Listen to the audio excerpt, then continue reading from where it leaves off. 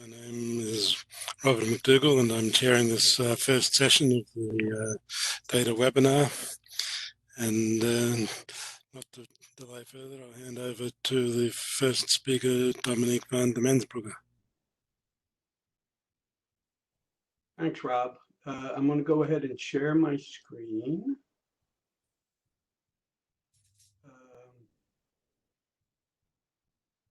And start the slideshow. So good morning, good afternoon, good evening, everybody. Welcome to this first webinar on the GTAP database. My name is Dominique van der Mensbrugge. I'm Director for the Center for Global Trade Analysis at Purdue University. I'm going to briefly introduce what we do here at the center, and then Angel Aguiar will take over on the first session on the mechanics of the database. So without further ado, let me get started. So what was the initial motivation for GTAP? Well, back in the late 80s and early 90s, perhaps before some of you were even born, there was an increasing demand for quantitative analysis of global economic issues. Particularly, the Uruguay round was really at the top of the trade agenda in those days. The World Trade Organization was formed in 1995. It's one of the outcomes of a successful Uruguay round. And so there was a lot of work going on trade issues at the time. The second big policy issue at the time was the so-called Kyoto Protocol, which was the first kind of pan-global effort to limit greenhouse gas emissions. It was the beginning of this type of global quantitative work, and there were a number of different agencies doing this work, mostly independently. So I was at the OECD at the time. The World Bank was doing this work. There were other places as well. And there was no really collective effort really to combine our work. And so we realized pretty quickly that there were limitations for doing this work, which is in terms of the data. For example, at the OECD, I worked on a project on agricultural trade policies. It probably took 2 years with 5 full-time staff members. So let's put that as 10-person years. We probably spent 9 of those 10-person years just putting together the database. So it was incredibly costly, and we didn't really spend much time, enough time really doing the evaluation of the policies. So our experience from agency-based projects is that the methodology is often poorly documented and almost never subject to peer review. We obviously treated the database as a strategic asset, and so we're not very open to sharing with others, particularly the amount of time we spent in developing it. A third aspect of agency-based projects is that agencies tend to have very short time horizons. So even though agricultural policies and trade policies were really at the core of global economic analysis at the time, that only lasted a few years, and therefore once it was over, then the team and the efforts were disbanded. So different agencies are always reinventing the wheel and starting from scratch, often with different personnel. So there's no built-in intellectual property either. And then there were very big differences in the results of the Uruguay round, coming from basically differences in how people were putting together the data rather than how they were modeled. Some of these same limitations apply as well to university-based projects. They're normally starved for financial resources. There's not much payoff in terms of academic standing and investing in a large database. So many academics prefer to work with toy models that are not very data intensive. And similar to agencies, academics want to fully reap the benefits of their work, and therefore models and data are typically not shared. So there are problems for replication, there's limited scientific progress, limited credibility, and often academics are not that aligned with the objectives of policy. So that begat GTAP. Tom Hurdle was the founding father and still actively involved in GTAP.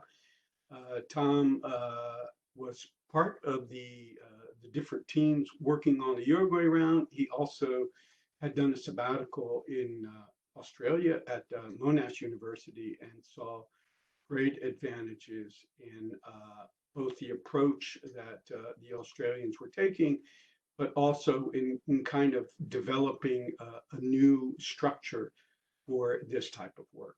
So GTAP is a publicly funded project. I'll say a bit more of that in a little bit. It is based in academia, so it's here at Purdue University. We provide a global economic database, which virtually all global models are using at this point. It's fully documented. It's publicly available. Unfortunately, not for free, because that's not a business model that we've been able to adapt to yet. That would be our long-term goal, would be to make it both publicly available as well as free. But we need supplemental financial resources to be able to do that. It's easy to use. We have regular courses as well, and it can be made accessible to non-monitors, as we'll demonstrate to some extent later today. So what are the key principles? Well, first of all, the data is key for credible policy analysis, and the data itself has to be of high quality, because policymakers do understand some of the key underlying relations, and so all of those have to be met by our database. We have broad participation, so we work with a number of contributors, both at the national level as well as at the supranational and international level. And we find the best person to provide the data. We'll get a bit more into that again later today. It has to be fully documented, and we spend quite a bit of our efforts on documentation. So public availability and regular upgrades. This is one of the key features of GTAP, and one of the defects that you would find in the agency-based or academic-based endeavors is typically the upgrades are not forthcoming. With each release, we of course try and improve the quality. We've been growing the database over time in terms of the number of sectors and countries that we're dealing with, and we've been adding additional data to the database that helps for certain types of studies. Again, all of those will be reviewed and previewed later today. So the database, so we try and find the best person to help us build the database. We of course have our permanent staff, but there are a number of contributors around the world that have expertise in specific areas of the database that help us. Just to give an example, we rely on the ITC in Geneva to provide us with the data on tariffs and other trade barriers, because they have specific expertise on that. The center establishes the standard, coordinates the works, and brings it all together into one consistent analytical database. So one way of thinking of the database, for those of you who are familiar with the terminology, is that we have a global social accounting matrix where everything balances out at the global level. What does that mean right now? The world, we've divided the world into 141 regions, of which 121 are individual countries. We started with 13 or 15 in version 1. Check on that, that might be a typo. We now have 60, we break out the economic activities into 65 economic sectors, roughly 20 in agriculture and food, roughly 20 in services, and the remaining in extractive sectors and manufacturing. We have a full accounting of bilateral trade across the 141 regions. The trade data includes the shipping margin wedges. We get the protection data from ITC in Geneva. We use the core of the database beyond trade are the national input-output tables, which are contributed by people in their countries, either the national statisticians or academics. And we've been increasingly incorporating additional data, so not just economic data, but as well physical data such as energy balances, carbon emissions, emissions of other greenhouse gases, and more recently we've included other emissions, air emissions as well. We have a land use database. We have versions of the model that also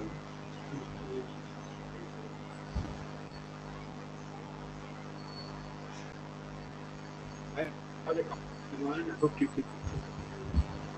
I also had static.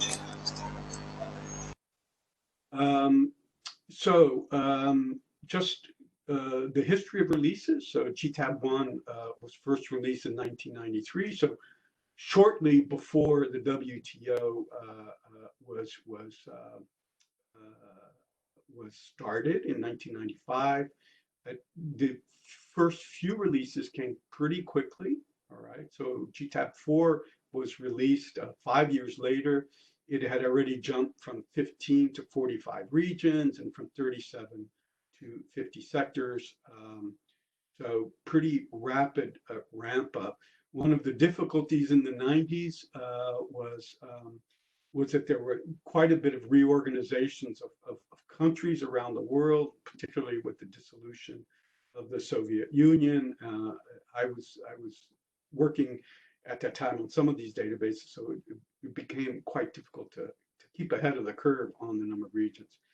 The latest release is GTAP-10, which was released last year. So we've moved to 121 countries and 20 composite regions, 65 sectors. Another new feature of the database now is that we are providing multiple reference years. So the latest version has 2004, 7, 11, and 14. One of the interesting features of these different reference years is that we are trying to build the database for a given reference years with the contributed IO table that is closest in year to the reference year. So if you have an IO table for 2004 and one for 2014, we will use both of those to build the 2004 and 2014 reference years for the GTAP database. We're currently working on GTAP-11. We expect a release sometime in the next 2 years. We'll probably add a few extra countries, and the new reference year will be 2017. So here's just a spatial view of the current coverage. So the green shaded regions are the ones for which we have nationally contributed input-output tables and are fully part of the GTAP database. The cream-colored countries are split into regional aggregates, of which we have 20, for which we have very limited. Those of you who are in these countries, colored cream, you should work with us on contributing your national input-output table so that we can increase our country coverage. In terms of commodity coverage, this is the current list of the 65. So you see on the left there, the light green are the agricultural sectors, the darker green in the second column are the processed foods. The brown are the main energy carriers. Blue are the services, and then the red are red and yellow are the other manufacturing sectors. The database has a huge amount of information and is very valuable in and of itself. Of course, the database also serves as inputs to some of the key global models. So at the center, we have developed one model called the GTAP model, fully documented in an article in the journal for Global Economic Analysis in 2016, as well as the original documentation in Dr. Hurdle's book, 1996. There have been, so the core model is what we call relatively simple. Many of you are going to find it already pretty complex, but then we of course have a number of extensions that cover technology spillovers, energy, emissions, climate change, biofuels, imperfect competition, international migration, recursive dynamics, and international capital. The GTAP model is coded in GEMPACK. It's a very useful software package for general equilibrium modeling, developed in Australia. There are other GEMPACK versions of the GTAP that use the GTAP database, but have their own coding. And then many other global economic models that use the GTAP database, but use other packages for finding, for simulation, mostly in GAMS, and you have the list right here. You can, there are many, there are others that are listed on our website. You see the URL there. Finally, on the network, just to give you, and this is an important part of our activities. So the network, first of all, we get core support from roughly 30 agencies, national, supranational, international, academic, and private. Our current network has over 20,000 subscribers. We provide support through GTAP support and have our own listserv for sharing information. I've already mentioned the journal. All of you are welcome, first of all, to read it, but also to submit articles to the journal. It is highly cited at this point. We're very happy with it. Many of you should think about taking our short courses. Some are fully online, so that our intro course is GTAP 101, the preferential trade arrangement and the firm heterogeneity courses are also fully online. The standard short course and the dynamic short course are partly online and partly here at Purdue. We also, as all of you are aware, we have our annual conferences. Next year, we hope to hold it in Fort Collins in Colorado, and then a lot more information is available at our GTAP website. That was a very quick overview. I still went over time. My apologies to those that will follow me, but I hope you have kind of the broad picture of what the center's objectives are, and we look forward to having your feedback. Thanks, Rob and Angel, and thank you all for attending. Thanks, Dominique. Next speaker is Angel Aguiar, who's going to talk about data procurement and processing, and apparently to give us a GTAPAgg demonstration. Yeah, thank you, Rob. Let me see. I'm trying to get my slides up. That's not it.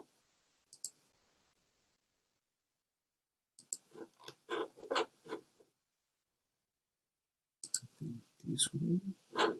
Before I do that.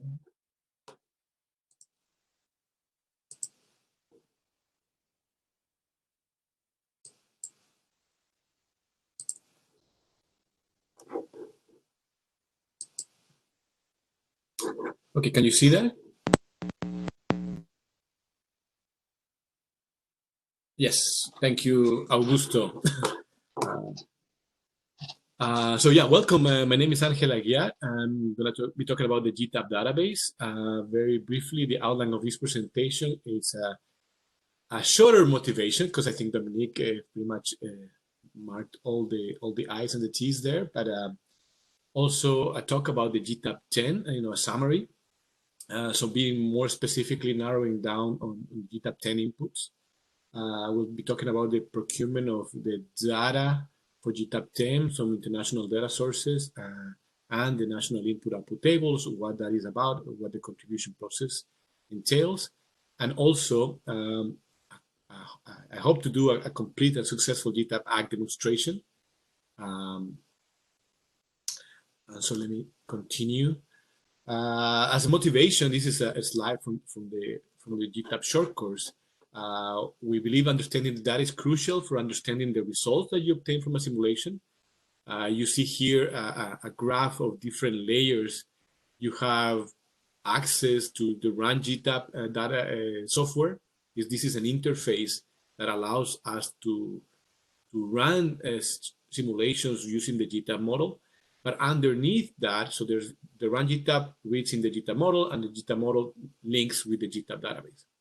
So everything that comes, that happens as a way of results is due mainly from the initial equilibrium that you have in your GTAP database, right? So you can have access to Run GTAP for free on the web for a number of applications.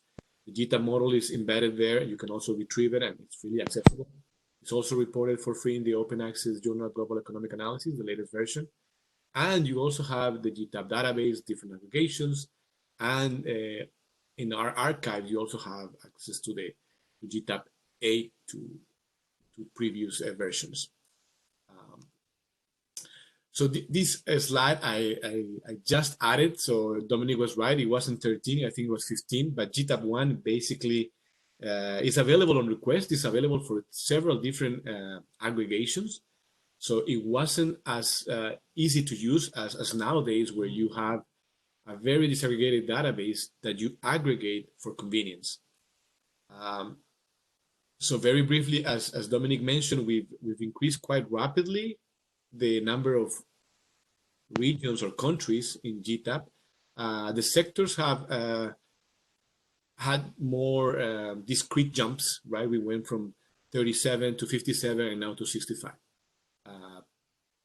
And there's a good reason for that. It's not as simple to do that change on sectors, especially when for GTAP-10 we also changed the definitions and the concordances that we of these GTAP sectors against other international classifications. The graph also shows you that for a very long time this database was built for competitive statics. So one reference year was all it was required and since we had this information available on the web for certain archives, we realized researchers were putting together the different GTAP databases to try to come up with some time series. And the problem with doing econometrics in these process databases is that the methodologies were changing over time, right? There's a release every 2 or 3 years. So we basically, like Dominique mentioned, we improve our processing, we updated our data inputs, we fix errors. And so basically when you're putting together the different GTAP versions, you are not getting you're getting a lot of noise, right? So in GTAP-8, we started to modestly increase we build this time series. So you see that for GTAP-8, we have only 2 reference years. For GTAP-9, we added a 3rd year. For GTAP-10, we added a 4th year, 2014 being the latest, and this is what we'll be discussing today. And for GTAP-11, as Dominique mentioned, we are going to be adding 2017, so we're going to have a 5-year GTAP database.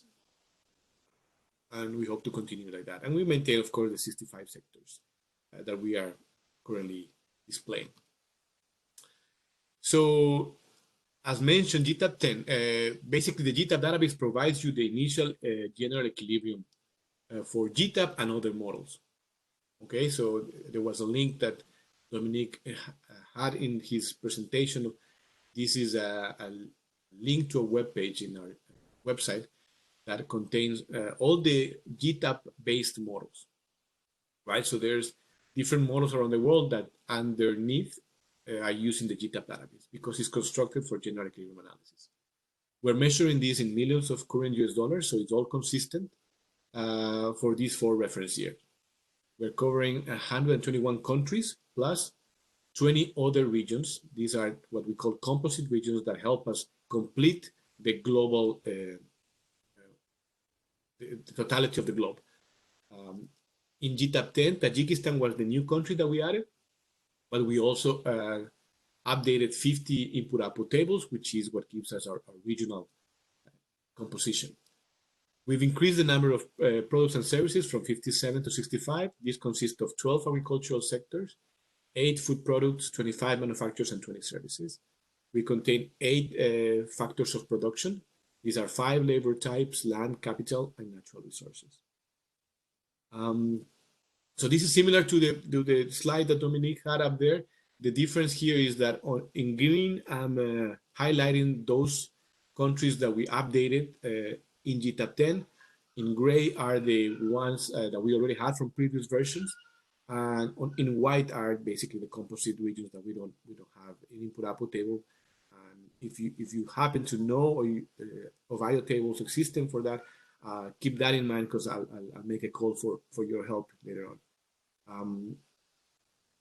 Basically, out of the 50 IO tables, this is mainly driven by the EU 28, right? This is very important in terms of regional coverage, but also economic importance there.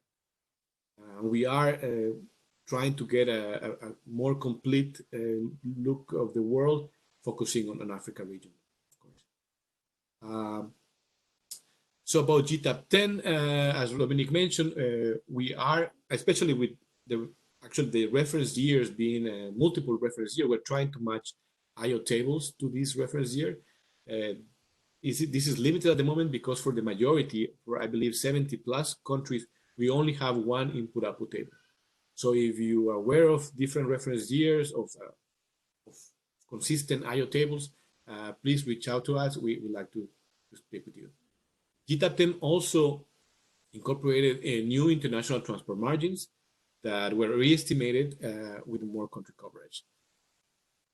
The merchandise trade was, prior to GTAP-10, removed re-exports for 3 countries, the Netherlands, Singapore, and Hong Kong, because they are countries that are big re-exporters, and we're interested in the GTAP database is a balanced trade, and also that what we're representing is domestic exports.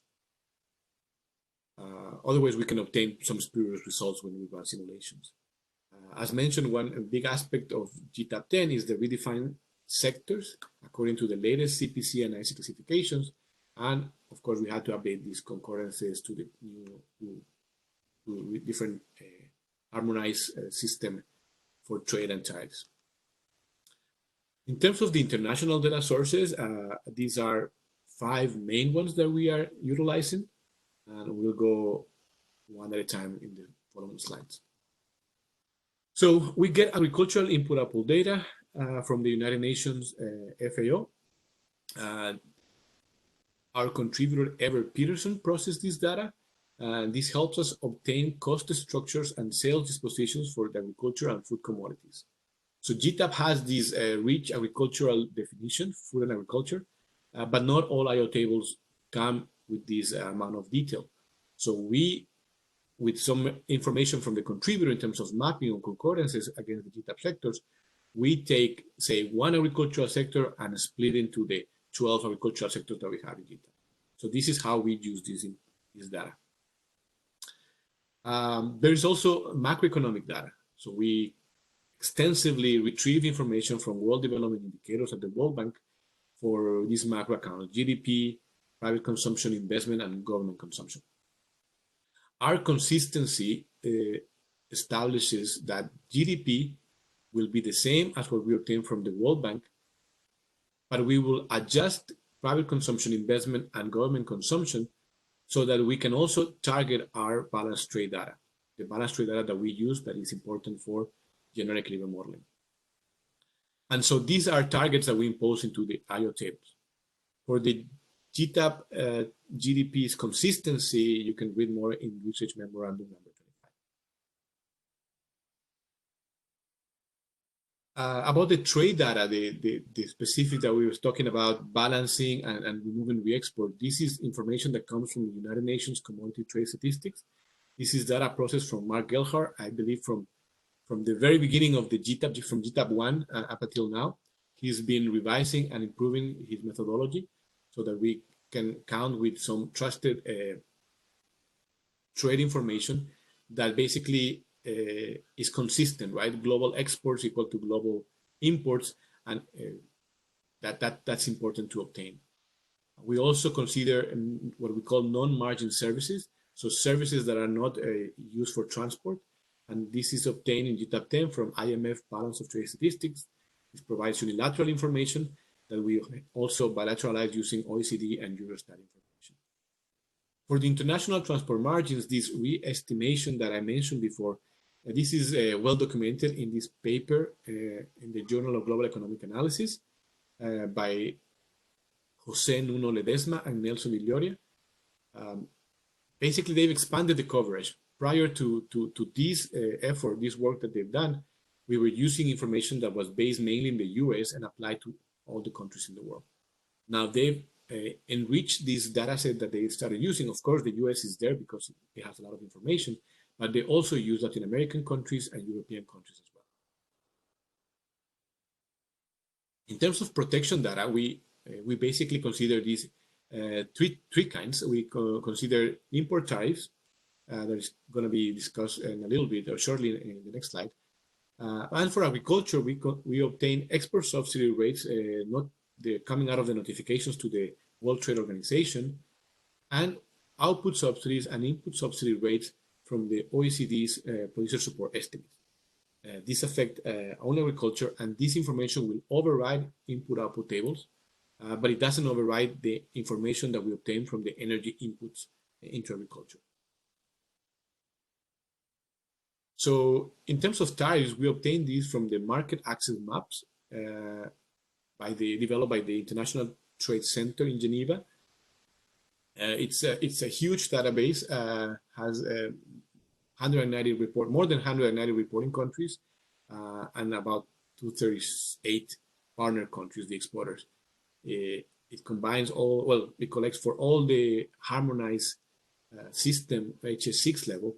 I believe this 5,000 product categories is now 5,200. So it's at the HS6 level. It's exhaustive. It encompasses everything that is available, and is built with national country statistics from the US, from Europe, and it's very detailed, and it's the most exhaustive at the HS6 level. In terms of energy data, we collect information from the international energy agencies. We obtain physical data, prices, tax rates, and combined with other information that complement the picture of the world, it provides our energy trade cost structures and sales disposition that override the trade data and the IO tables that we have in GTAP. Other sources of information that we also obtain are income and factor taxes from the IMF, capital stock from PERM World tables, labor categories from the International Labor Organization. Eurostat is involved also in the agricultural domestic support because it complements the OECD. The OECD only has one EU, so our friends from Joint Research Center work with Eurostat to give us at the EU domestic support at the EU country level. Further, we also get it from population from WDI and the United Nations. So we're obtaining all these international data sources, and we are basically making the IO tables conform to that. This is because IO data that we obtain for each country are not necessarily the most up-to-date information. So we rely on international data sources to give us more up-to-date data. So we have, but the IO data gives us the structure for domestic and imported inputs, the end uses versus intermediate, and different valuation types, basic versus producer prices. We also obtain, in the GTAP database, you also will see bilateral trade data valuated at the FOB and CIF prices, and other elements like capital stock depreciations and savings. We have other extra arrays like population and tax revenue services. So this is the information that you would get from the GTAP database files. Some of the constraints that we have at the database level are sign constraint. We basically, because we're considering pre and post tax values, there cannot be negative numbers. And by the way, the GTAP database doesn't have a changes in stock. So that's the only place that you would see would accept a negative value, but in this case, we're not considering it, so it cannot exist. And because of the format that we have pre and post taxes, all the taxes are obtained implicitly by taking it, for example, for the production tax, total usage minus total cost of production. We have, for this initial equilibrium, we have this income balance constraint, that the national expenditure plus savings is equal to national income. Everything that is imported from import usage has to be import supplied. And international margins also has a balance constraint. The margin usage is equal to the margin supply.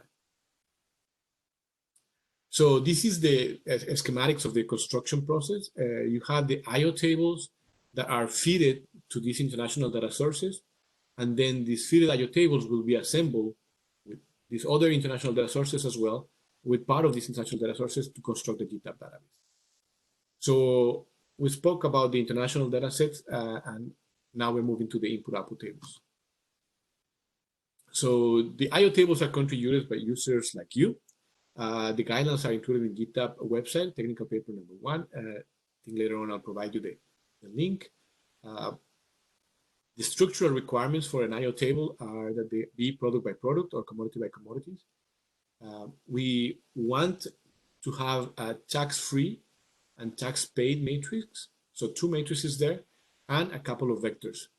One vector of imports, duty-free, and a vector of output that contains indirect taxes. And so why do we do that? Because it helps us identify some of these non-negative conditions, right? It's easier to look for negatives in the data when we're considering pre-tax and post-tax, and also inconsistencies, 0 values versus non-zero values. While GTAP displays 65 sectors, and as mentioned before, we don't require an input-output table to have the exact GTAP classification.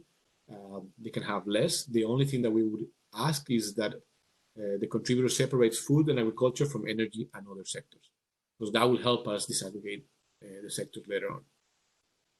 We call for no ridiculous tax rate, but this just means that if there is a tax rate that is over 100% or a subsidy that is 100%, making things free, we basically flag and communicate with the contributor and ask to confirm whether the implied tax rate that we identify in our review is what you have in your data inputs, and not necessarily because of the processing of the data.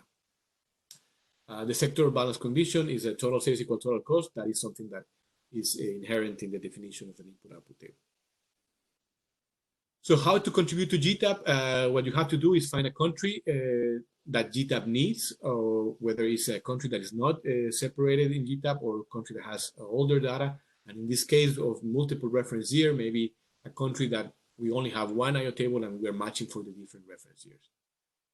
Then you follow the instructions of technical paper 1, which is basically just reformatting into the GTAP specific format. And then you send us the data and the documentation to us, specifically to me. Why would you like to contribute? Because if you don't like what you see in GTAP, you would like to be part of the solution, not the problem. And you also get preferential access to the release that includes your data, and as well as all the pre-releases and interim releases.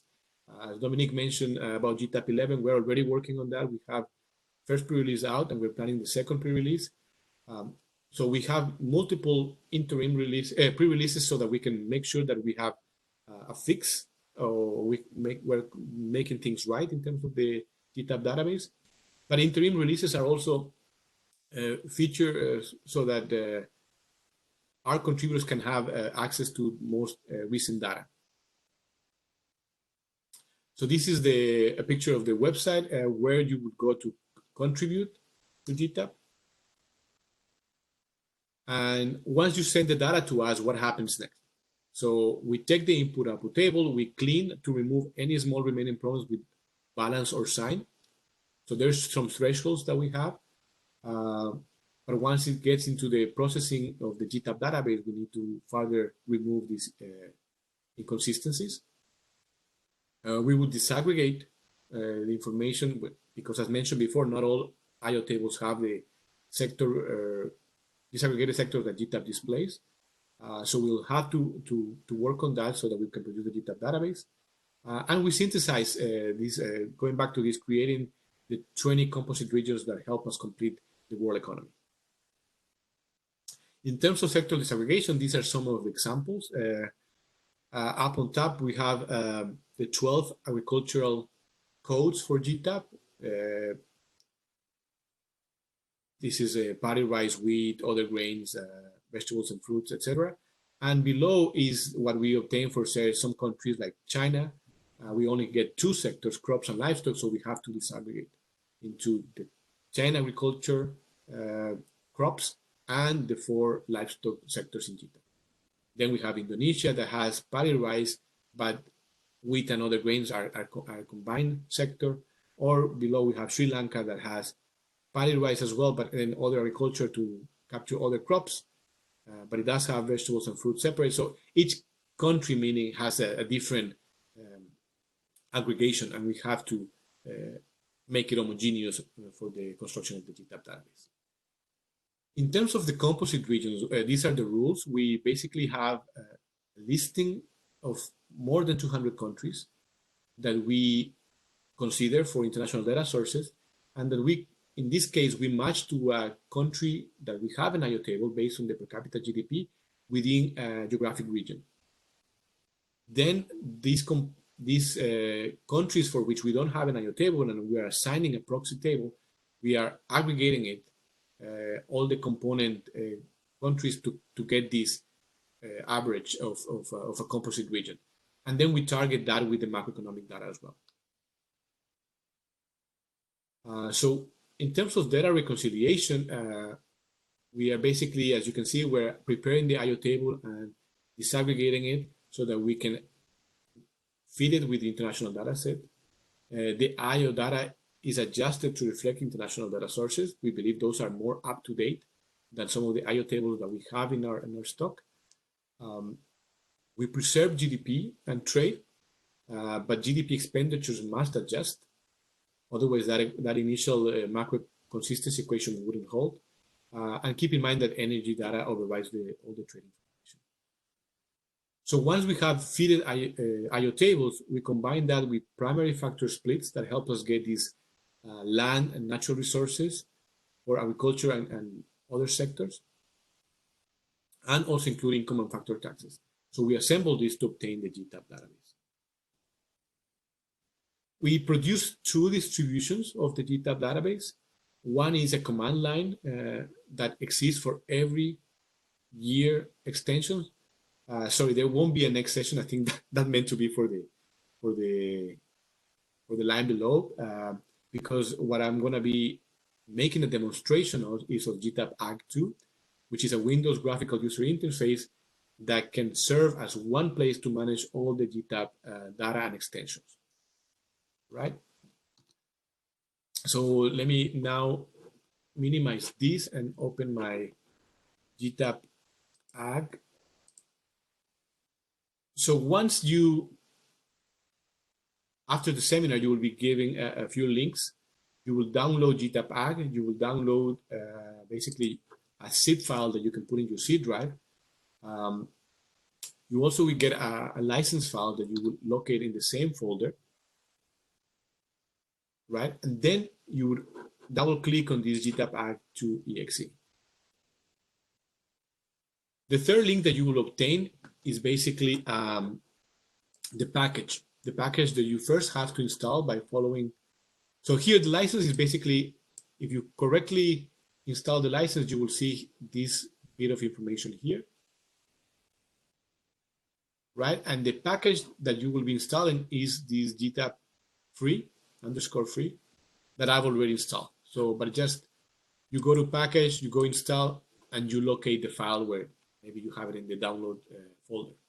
Okay, so I've done that. Once you do that, you can now look, you have instructions and help that you should probably review, but we won't have time to do that now. You're going to have to choose the source data, right? And you will see here, because I have more data sets preloaded, the convenience of GTAPAgg. So GTAP-free is what you'll be obtaining. This is the product GTAP for the year 2014. So this is the latest, but this is a pre-aggregated data set. But you see here, I have other GTAP flavors, so GTAP-9A, GTAP, an interim release, a temporary release, a 10A. So if I click on 9A, well, I have these 3 reference year here. So I can just select a different reference year to produce my aggregation. For GTAP-9, I've loaded the different flavors here. For GTAP, I have the 3 reference year. For GDyn, the latest of GTAP-9 is 2011. GMIG, I have the 3 reference year. GTAP-E, 3 years, and GTAP-Power, 3 reference year. Same thing for GTAP-10A. I have GTAP, GDyn, GMIG, GTAP-E, GTAP-MRIO. So for now, I'm going to select GTAP-free, which is what you will be obtaining. And here, some extra information about the database for, this is a database for the standard GTAP model. And we basically tell you that an appropriate model for this is available in this link. If I was to say, look at GTAP-10, GTAP-E, you see other information here, the archive, and some extra information that you probably read specific for GTAP-E. So GTAP-free is what you will be getting. So let me show what that is about. You see here, it's a 10 all regions mapped to 10 new regions. I can read the aggregate from a file, but I won't be doing that. I'm just going to view the regional aggregation that I have here. You can see this aggregation is composed of Oceania, East Asia, Southeast Asia, South Asia, North America, Latin America, EU28, Middle East and North Africa, Sub-Saharan Africa, and rest of the world. I can further aggregate this to something smaller by, say, removing Oceania, right? And then mapping this data to the rest of the world. So I've reduced the geometry of my regional aggregation, right? So I can select OK here. And it's telling me some warnings that I shouldn't be called this new region rest of the world because it has the same name. But that is just GTAPAgg trying to be helpful. I can also look at the sectoral aggregation. I only have 3 sectors: agriculture, manufacturers, and services. I can try to remove these to make agriculture and manufacturers all the same, to have a simpler model. And if I click one-to-one here, I go back to the original. You can see this being more convenient when you have the 65 sectors or the 141 regions. In terms of the factor aggregation here, I'm only having land, labor, and capital. Okay, so once you work a different aggregation, you save your aggregation before it lets you create a database. So if I, again, trying to be helpful, telling me that I'm calling the same aggregation, the same name, but that's okay. Okay, I have to save my, so it won't let me do it before. Let me just, probably just put it, let me create a file here. Hold on a minute. So I'm going to call it here and sure. And you see here a list of all the contributors.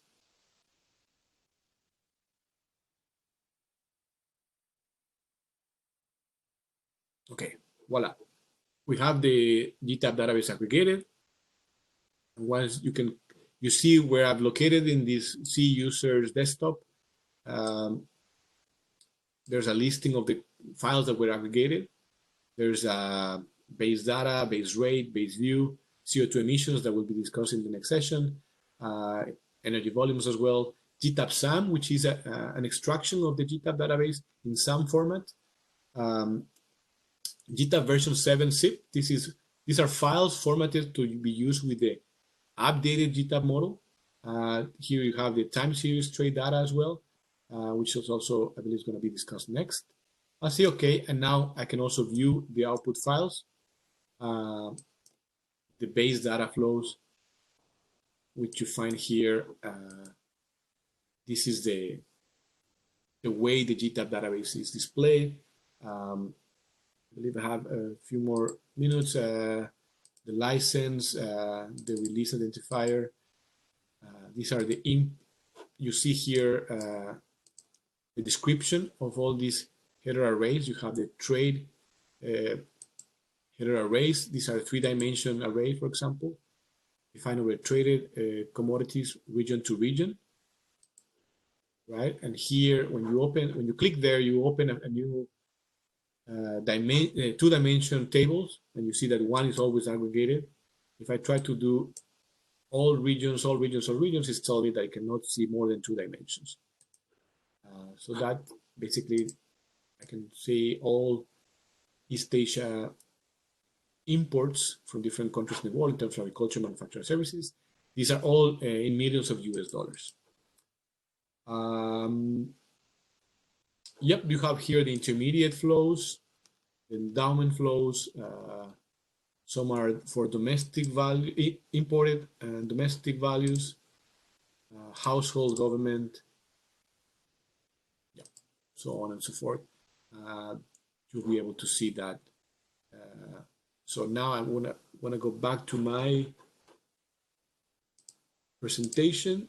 And so as Dominique mentioned, we have striving to document more and more. We have the free access article in the Journal of Global Economic Analysis. We also have additional documentation on the web that we're slowly building on it. Here are the references for this presentation. Now we can close for questions and comments. Thank you. Okay. Now, shall we ask the participants to submit their questions through the chat facility, since there are probably too many of them for unmuting and talking to work very well. And I guess Angel and Dominique can pick up the questions from the chat themselves, unless you'd rather do something else. No, I mean, I think that works.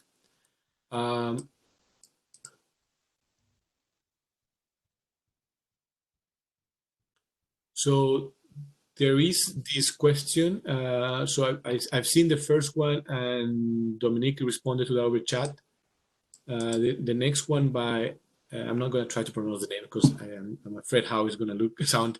I'm not sure the public procurement extension of GTAP is to be discussed in the second part of the seminar. Would you be able to provide some information on it? Thanks.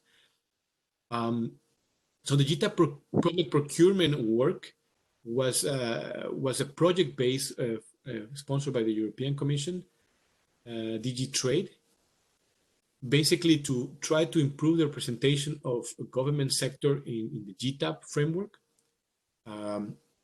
It also incorporated an aspect of an MRIO.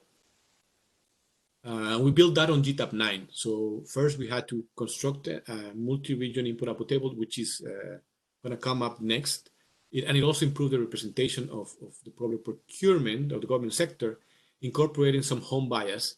And the home bias is basically hard to get at. For our implementation, we made up some home bias so that we can illustrate the effect of reducing home bias. I believe there's work ongoing to try to estimate that. And yeah, and basically we would like to progress on that area with GTAP-10.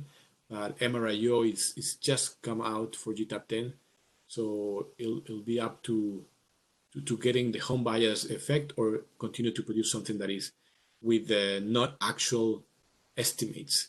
One aspect that kind of was helpful in the development of GTAP-10 because of public procurement was this split of the government sector in GTAP. Now it is more detailed.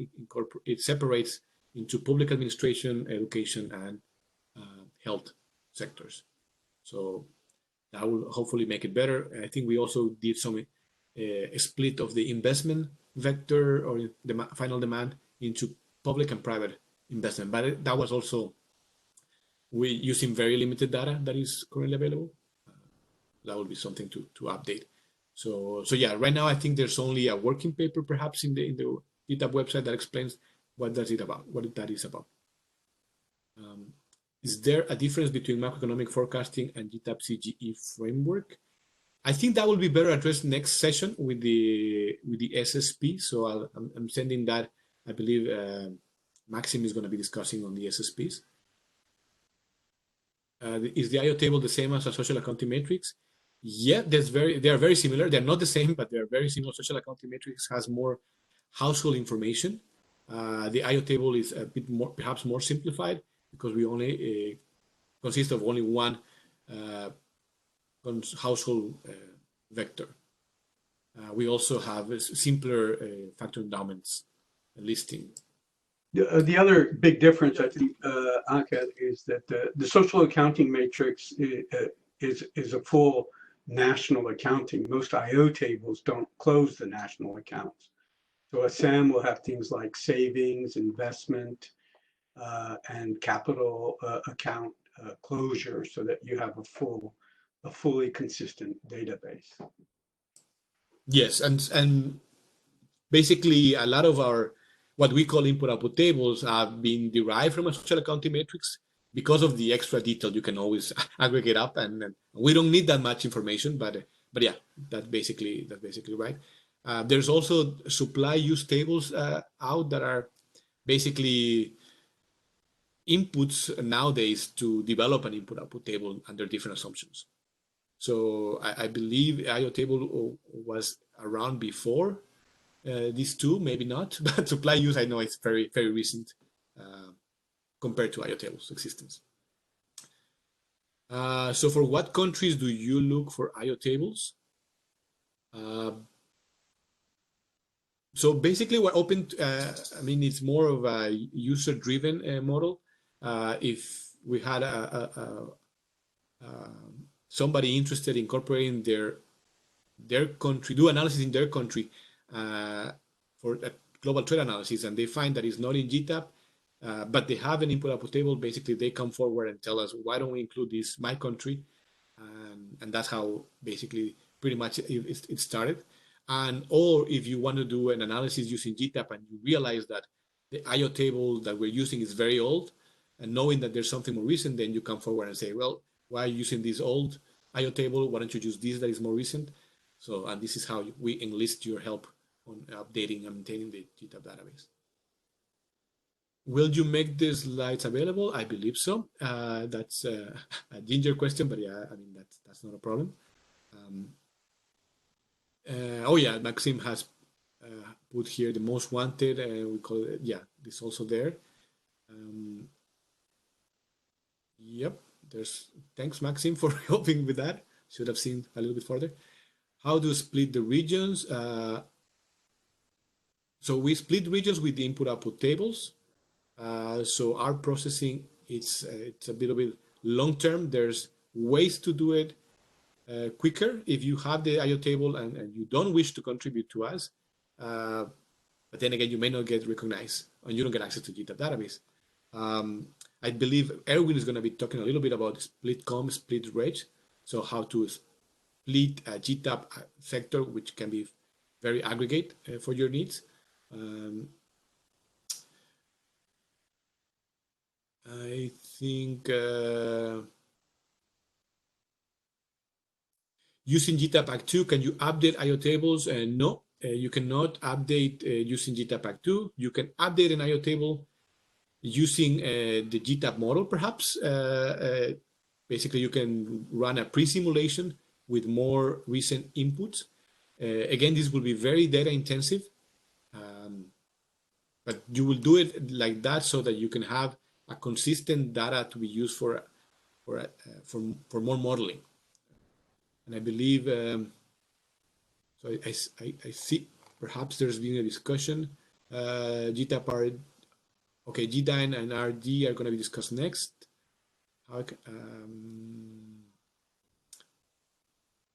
How can I extract a single country sum for GTAP data and export it, for example, Excel? So, okay, I didn't do that demonstration, but copying and pasting from the header array files, the GTAP database to Excel is as simple as Control-C, Control-V, or looking at the top menu and you can see export, copy these, and you open Excel and you paste it there.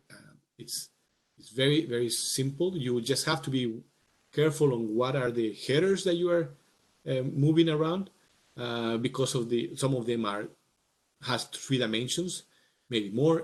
So you just make sure that you're selecting what you need. There is, I mentioned very rapidly, there is this SAM file basically that extracts the GTAP database in SAM format. So that will be one of those header arrays that you expand and you basically narrow down on the country. You would have to define that country not as an aggregate, of course. And that's one way of doing it.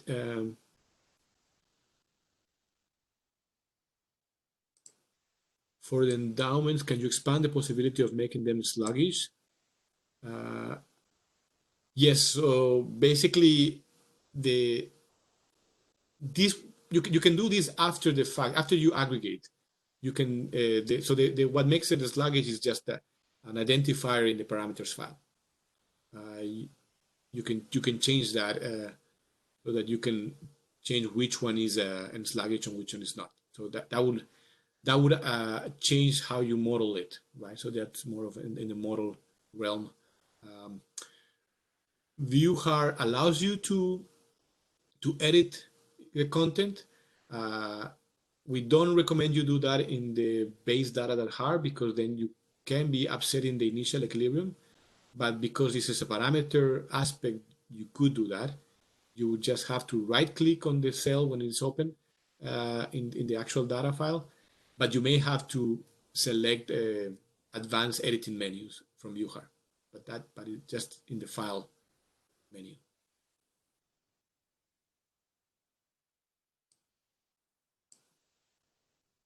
In terms of the importance of having different reference years,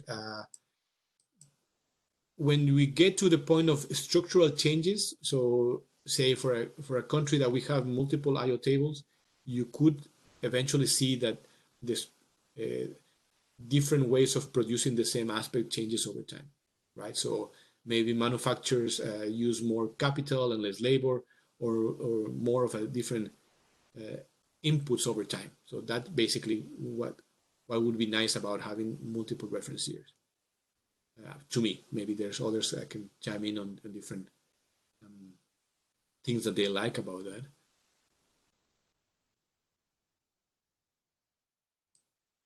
Yes, GTAP-HS is another software. Again, it relies on a lot of information that you have to provide.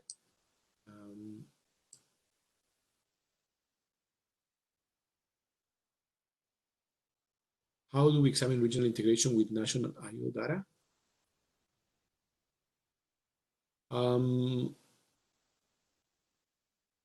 There's how can we separate local companies and foreign companies' impact on the value chain? So regional integration is, for example, if you have different, say you want to have, if they're independently in GTAP, once you have your aggregation, you will see that tariffs are perhaps not zero or they are non-zero, and you want to reduce them, and that's one way you can shock and reduce that tariff, and that way you can have some scope of regional integration. You can perhaps include other shocks that mimic trade facilitation, but basically the starting point is that you need to have an aggregation that separately identifies the 2 countries or more countries that you want to establish shocks on them. In terms of local companies and foreign companies, GTAP database per se doesn't do the distinction. Yet there was some research that may touch on that, the GTAP FDI, foreign direct investment, and where they also consider foreign affiliates. It's not a standard product of GTAP, but it was an effort by one of our staff members a while back on improving the GTAP representation and running some simulations of that type. Not exactly familiar with what was done there, but I think that might be helpful to look at in our GTAP resources. Yep, we'll be sharing the GTAP free version after the seminar. How are we doing in time, Rob? I think I'm getting over, and I'm not going to be able to finish all the questions. We can try to touch base after the seminar.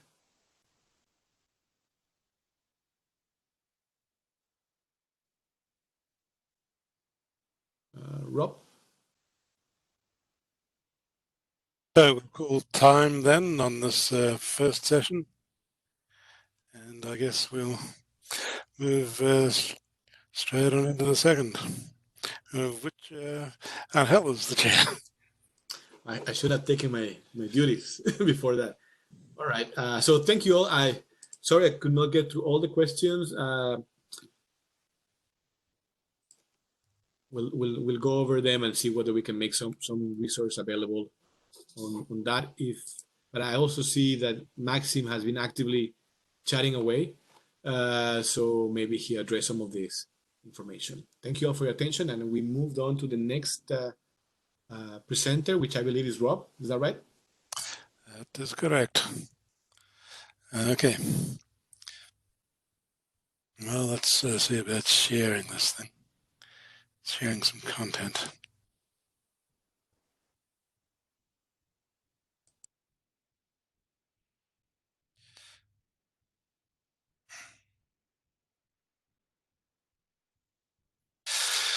All right. Ready to go? All right, so this is about things which are in some way not part of the core of the database, and it's one of a number of presentations on this theme, and there are quite a few extensions these days. So here you see the menu of what there is to talk about. Here, energy volumes and CO2 emissions are in fact included in the standard database, but they're included as ancillary data rather than as part of the, as you might say, working data. They're not read by the standard model. They do, however, get used elsewhere, for instance, in the in GTAP-E, the GTAP energy extension. So there's ancillary in the standard database, but perhaps working data in some of the extended models. Okay, but anyway, the construction of these energy volumes and CO2 emissions is part of the standard GTAP construction procedure. TS trade is, we receive more or less as manna from heaven, or more specifically from Mark Galha, and he supplies us to it. We say thank you and pass it on to you, and don't really do anything much with it in between. So you're getting it from Mark's lips to your ears. GMIG and GDyn are two extended versions of the model. GMIG looking at movement of natural persons and at remissions from workers abroad, and GDyn trying to get a dynamic treatment of saving and investment. And each of these extended versions of the model has an extended database, and the latter, of course, is what we're going to be talking about here. Okay, so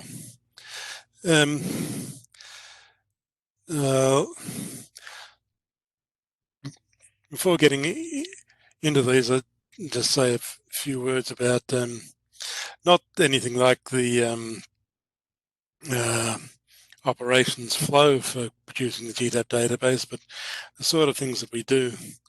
We take in a lot of external data sets. There are the input-output tables, which are country-specific, of course, and then a whole bunch of other data sets, which typically are international. And so typically about the first thing we do is massage these to remove internal inconsistencies. Each of these international data sets will have its own country classification, and trying to combine these different classifications on a completely general basis would be difficult, both to do once and also to maintain, since all these country classifications are liable to change over time. So the next thing we do once we have an internally consistent data set is typically to map it straight to GTAP countries. This might involve making some splits, perhaps, where what the source data treats as one country we wish to treat as several. Or it might include making up, filling in data, and where we have to fill in, we generally do it in a fairly brutal way, more or less calculating an average structure and then scaling by GDP is the typical procedure. And again, each incoming data set will typically have its own classifications, not just for countries, but for everything else. So when we've transformed these from original to GTAP classes, then we can in a better position to combine these different data sets. The data sets are going to be inconsistent one with another, so we'll balance some against others. We'll force some to agree with others. And ideally, it's after that, though in practice not always after that, that we aggregate from GTAP countries to GTAP regions.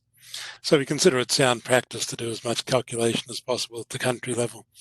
And in fact, there's an initiative going on headed by Angel to enforce that very broadly. Okay, so that was all about the internals of the standard GTAP data construction procedure. And now we have to talk about a couple of data sets which are produced in that procedure, not as core data in the standard model, but as ancillary data. The first of these is energy volumes. First implementation was done many years ago by Gerard Malcolm. Trong worked on it later. The current version is, I guess, my revision of what they left us. So the energy volumes appear in the standard GTAP database as an ancillary file, which in some versions at least has the name gsd-vol-e.har. So GTAP standard data volumes for energy. All the flows in here are millions of tons of oil equivalent, rather than having them miscellaneous units such as barrels and physical tons and so forth. And basically there are two sets of arrays here. One gives a picture of energy usage in by volume, indexed by several things: source, product, region, and industry, or end use. This might be private consumption. In fact, that's the only substantial end use here. So this is basically mirroring for the energy volumes data, the money value data in the standard GTAP database. The main difference being that we don't show all the GTAP commodities, but just the 5 fossil fuels and also electricity. And likewise, we sort of mirror the GTAP money values for international trade with the volumes array indexed by product source and destination. And again, the product is for the 5 energy commodities. Until you get to run GTAPAgg, and then it's however many you say there are. Okay. Now, we have just one source for energy volumes. Just one, because this one source is we find a very satisfactory source, and that's the International Energy Agency's so-called extended energy balances. So this is quite detailed. It has quite extensive country coverage, and basically it serves our needs. You might wonder, if since we're talking about volumes, why I need to mention any other data source, but I will mention that price is a part of the story too. The reason for mentioning this will become apparent fairly soon. And just as we have a very satisfactory data sourcing situation for volumes, we have a highly unsatisfactory one for prices. And we produce our own prices data set from many bits and pieces. The IEA, again, is the major contributor. Then perhaps the next biggest is LADA, a Central South American Caribbean organization, which produces a fairly substantial energy price data set amongst other products. Okay, but the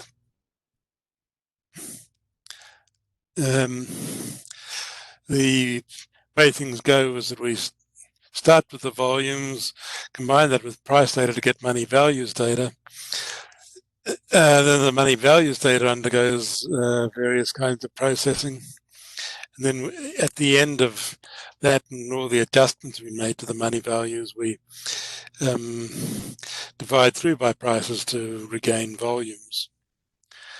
With the energy volumes, as I say, we work initially at a fairly detailed level. The IEA has 42 distinct energy products as compared to the 5 in GTAP. I said a little while ago that there were 6, but most of the energy processing within the construction procedure, we actually work with just 5. On the industry side, it's somewhat less detailed. It has,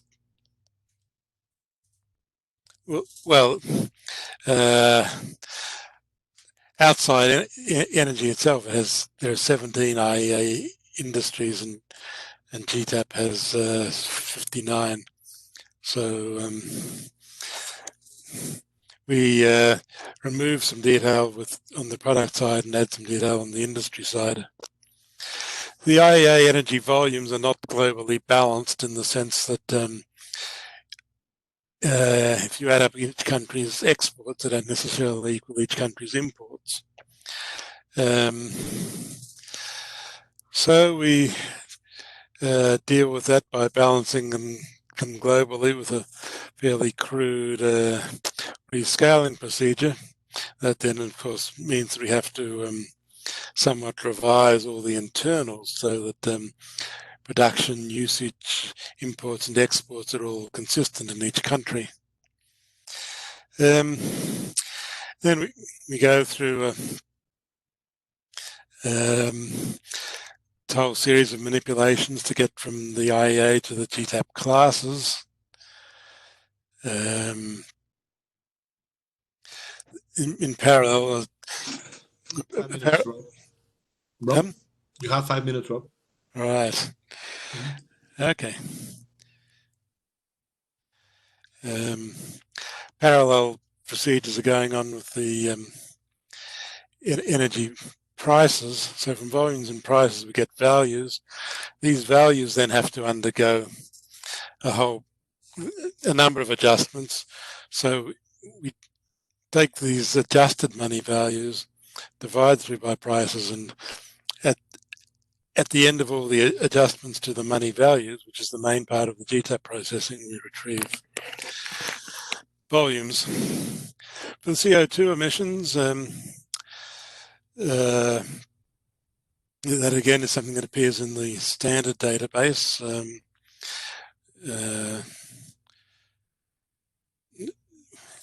We measure them all in millions of tons of CO2. The data are ancillary in the standard GTAP, but working data in GTAP-E.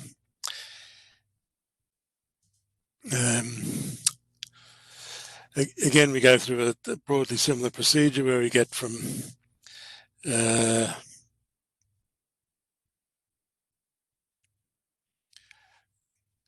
we start off with emissions coefficients at for IEA products. After we do various data transformations, and when we have the energy volumes and emissions in GTAP classes, then we recalculate the emissions coefficients. After the energy data in money value terms have gone through all the adjustments they need to produce the GTAP database, then as previously discussed, we back out the volumes, and then from them and the energy and the emission coefficients, we back out the emissions. The initial calculation of emissions is based on the IPC's Tier 1 method, and you can read about the details in more detail in Whalen's documentation. We're mindful of the fact that some modes of energy use involve combustion and generate emissions, and some don't, so it's taken into account in calculating the emissions. Time series trade, okay, another ancillary file in the standard GTAP database, not part of standard GTAP processing because we don't process it. It covers, roughly speaking, merchandise trade, and it's at the full GTAP regional level, and it's a complete time series annual for 95 to 2018 as of release 10. So this is given to us as a gift, say, by Mark Galha of the US Department of the Interior. He's the same person who contributes the merchandise trade data, and this he produces to an extent as a byproduct of that effort, but with some singularities in processing. GMIG is an extended version of the GTAP model, concentrating on international migration and international remittance payments.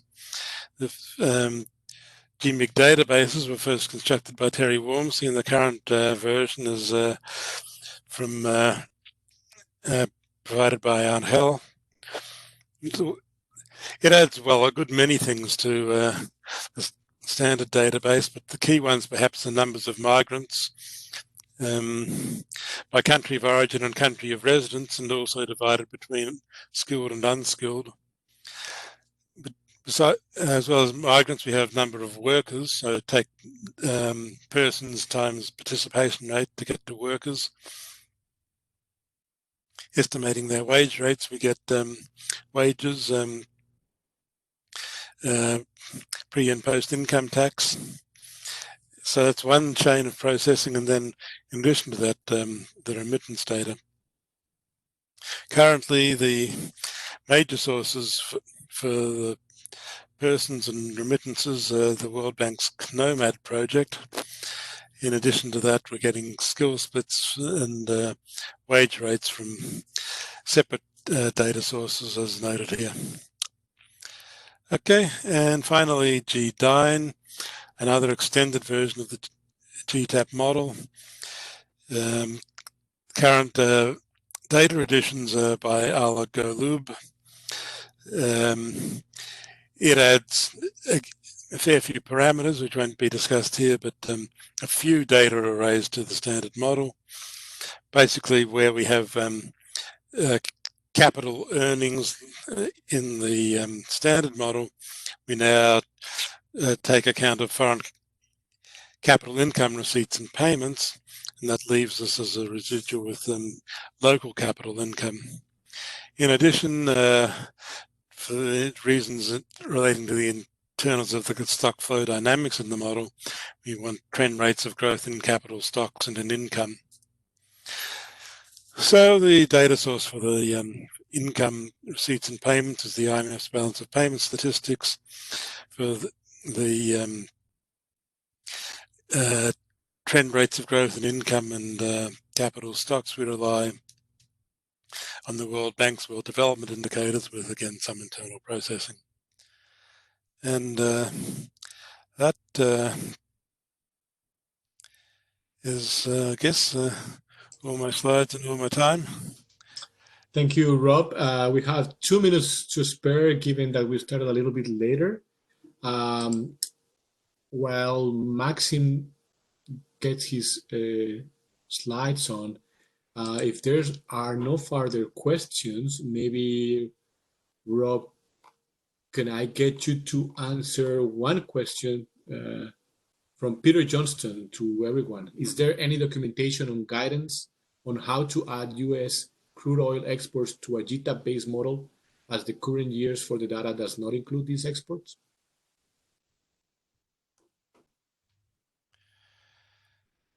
Well, the current years for the data includes whatever Mark Gallagher told us about those exports, as modified by what the IEA tells us about US crude oil exports.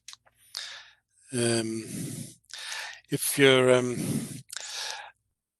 unsatisfied with the level of exports in a standard GTAP database, well, you have two broad options. One is to use Mark Horridge's GTAP-adjust model, in which lets you basically put in the numbers that you think should be there, and then adjusts the entire database to keep everything internally consistent, to keep everything in balance. The other approach is that if you think that there's been some change in the world that we haven't picked up on, you can run a GTAP simulation, which is another way of adjusting the model while keeping everything in balance, to give what you think is a more up-to-date story, perhaps taking account, for instance, of the effects of fracking. Thank you, Rob. That's a very good answer, and it also applies to other questions on how to update the information. We should keep in mind that we try to do a global update, but you may be interested in a country-specific or sector-specific update. So for that, you may have more data than is available to us. And for those two avenues that Rob just mentioned, GTAP-adjust or a pre-simulation using Run GTAP, for example, it would be the way to go. So I'm going to turn it over. Thank you, Rob. I would like to turn it over to Maxim, who I think is ready to go. Thank you, Angel. Good morning, good afternoon, and good evening, everyone. My name is Maxim Chepelev. I'm the research economist at the GTAP Center. And in this presentation, I'll discuss some data extensions focusing on energy, environment, and food systems in particular. And these data extensions are all aimed in enhancing the standard GTAP database in some way, in particular, disaggregating or adding details on some specific part of the database so that you can focus on the research questions that you have in mind. So I will be discussing 7 following data extensions quite briefly, but there are references for each of these data extensions with documentation where you can find more details. So the first one is called GTAP Power. So in the standard GTAP database, we have a single electricity sector, which produces both electricity and heat. So if you want to look into some policy questions regarding changes in renewable shares, providing subsidy to renewables, looking into changes in generation mix, and so on, you need a more disaggregated database. So to address this issue, Peter's 2016 paper disaggregated the electricity sector into 11 generation technologies and 1 transmission and distribution. It was done for the GTAP Power 9. So for the GTAP Power 10, we follow that approach, and we also make some improvements to that approach that address some of the limitations. In particular, we add the country-specific shares for transformation and distribution costs. We update levelized cost of electricity generation. We also combine both heat and electricity volumes when we are splitting the sector. And as a result, we construct the database which has for each 141 GTAP regions and an electricity and heat generation profile with 11 generation technologies. So as you can see, there's a quite a bit of heterogeneity in the generation mix by countries, and also in the transmission and distribution shares, so like from 6 to 55% in terms of transmission and distribution shares, and mix, of course, is very country specific. So we provide this database in the format of the standard GTAP database, so GTAPAgg2 and FlexAgg packages, and this database has 76 sectors instead of standard GTAP 10, 65 sectors. And it could be run with a separate model called GTAP Power, and both database and model are publicly available. Model is available for everyone, database for GTAP subscribers, and we are currently updating the model to make it more transparent. So the next database I would like to discuss is the non-CO2 emissions database. So general greenhouse gas emissions are combined of CO2 and non-CO2 emissions. So, but CO2 emissions, they represent less than 65% of global GHG emissions. In the standard GTAP, we have only CO2 from fossil fuel combustion. So if you want to have a more extended representation of greenhouse gases, and we focus on some abatements in non-fossil fossil fuel combustion activities such as agriculture or land use, you would need an additional emissions representations. And that's what GTAP non-CO2 emissions database does. And this approach has been implemented since GTAP version 6. And it has been constantly modified and improved over time. So in the latest GTAP 10 release, we also do some improvements. We add land use related emissions, and we also update global warming potentials to the database. And as a result, we construct a satellite account with non-CO2 emissions. So the main data sources are EDGAR database for the non-agricultural emissions, FAUSTAT for the agricultural and land use emissions. We do some gap filling, mapping to the GTAP economic drivers, and we produce the data set with 4 greenhouse gases, CO2, this is for the land use activities, CH4 and NO, and fluorinated gases for all activities covered. And this database is provided in the form of the satellite standalone account, where emissions are mapped explicitly to drivers. So for instance, if you have an emissions from cows in the agriculture sector, this would be mapped to the endowment of capital in the agriculture sector. And so you can runs the model, tracks the changes in corresponding endowments, and then links those changes to the emission drivers to estimate how emission change. The same for output and consumption-based emissions. And on the right side of the slide, you can see the composition basically of different non-CO2 greenhouse gas emissions by drivers. So output is the largest driver, then comes endowment, and then consumption. So the next database is the air pollution database. And ambient air pollution is one of the main causes of death worldwide, 5th ranked factor. And while greenhouse gas emissions are usually well represented in most global economic databases, this is not the case for air pollution accounts. And basically, the GTAP-10 is the first version where these air pollution accounts have been introduced.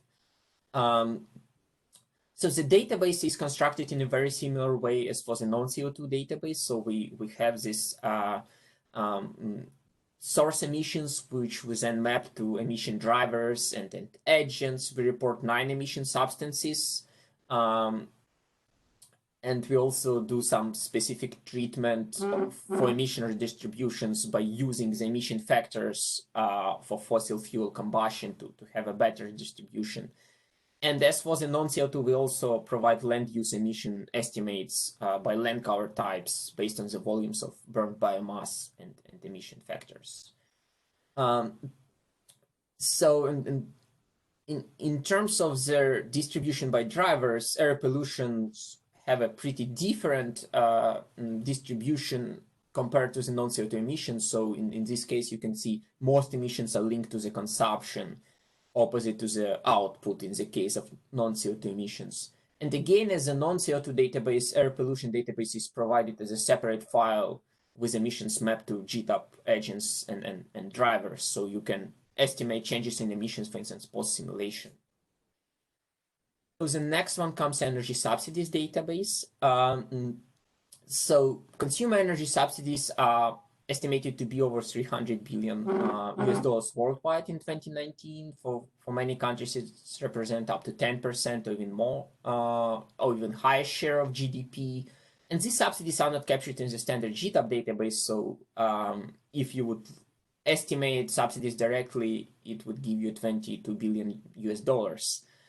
So to capture these subsidies, we rely on their and IEA data, and we adjust energy commodity market prices and tax rates to represent the values of fossil fuel consumption subsidies for petroleum, natural gas, and electricity.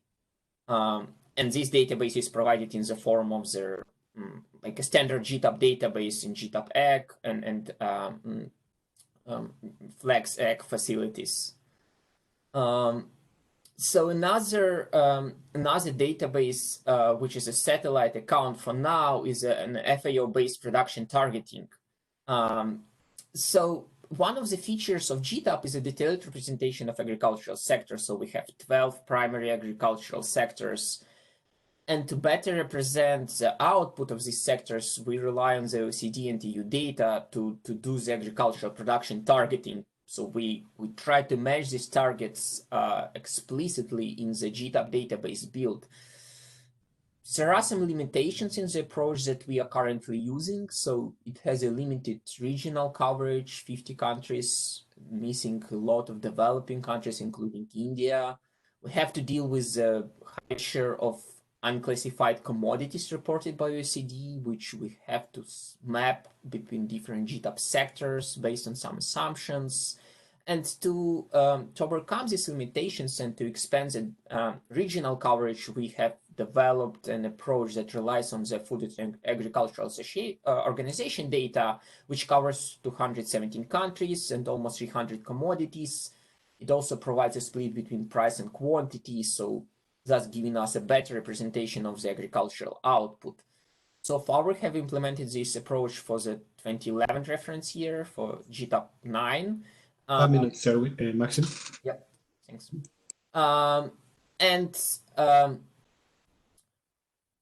And what we are seeing here are the differences between FAO-based agricultural output and GTAP reported agricultural output. And as we can see, in many cases, differences are pretty high, so up to 20 or 30%. In most cases, FAO reports higher output than the GTAP for many sectors. And we then went to the country-specific reports and national statistics to verify what is a better source for data of agricultural output. And in most cases, those reports backed up the GTAP FAO-based, it backed up the FAO-based agricultural output. So we have developed this version for GTAP 9.2, and GTAP 10 is currently under development. So the benefit of this is a better representation of agriculture, especially in many developing countries, which is important for corresponding policy applications. So moving next, another satellite related to the agricultural database is a GTAP nutritional accounts. So in many applications, it is highly desirable to assess the impacts of different policies on nutritional outcomes, fats consumption, calories, other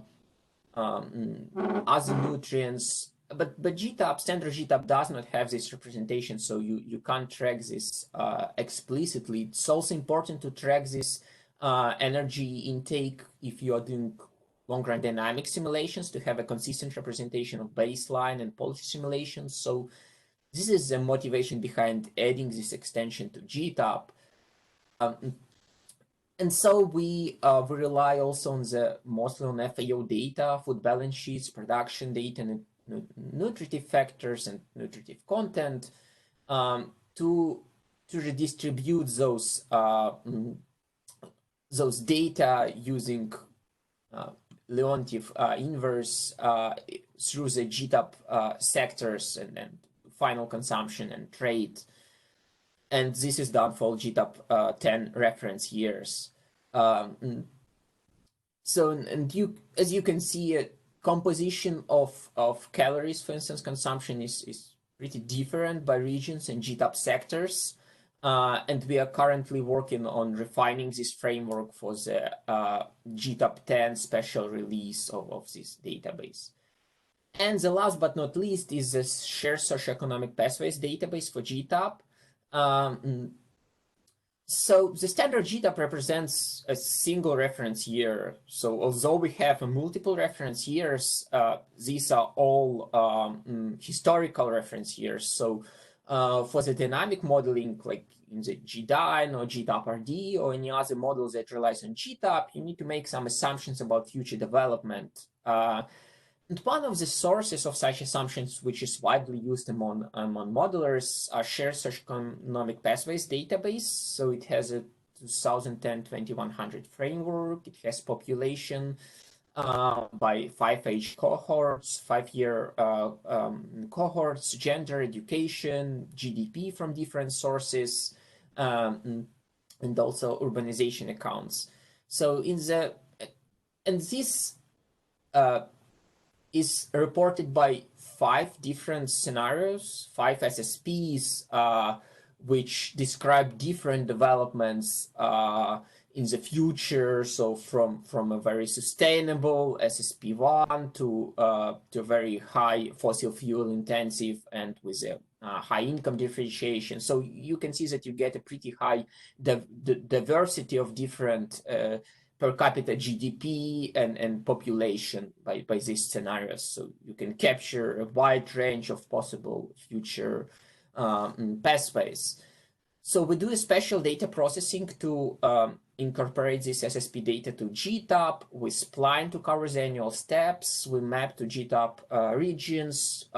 We also report GDP per capita in different reference year market exchange rate and purchasing power parity exchange rates. And we also provide a historical GDP and population growth rates since 1960 for some historical simulations, and also actual GDP growth rates. So because SSP database starts is 2010, but we gap filled with actual 2011-2018 GDP growth rates.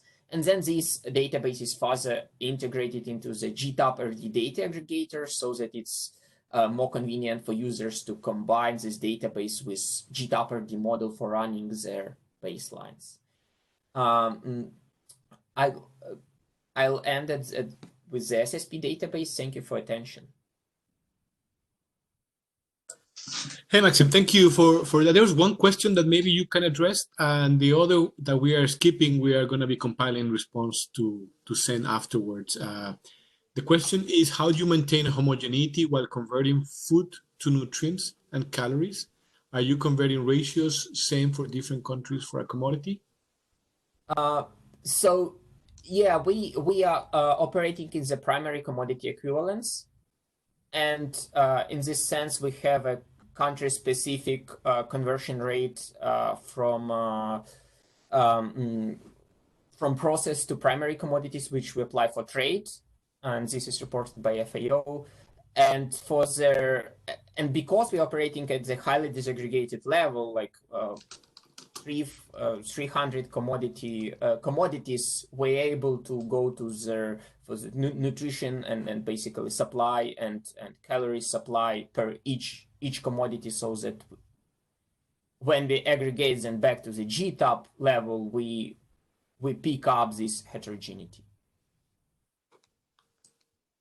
Thank you, Maxim. Can you unshare your screen so we can allow Erwin to start sharing his? I've also found, so there's a good number of questions that are more related to simulation analysis. This is why I've shared with you the link to the good textbook for CGE that is used in GTAP 101.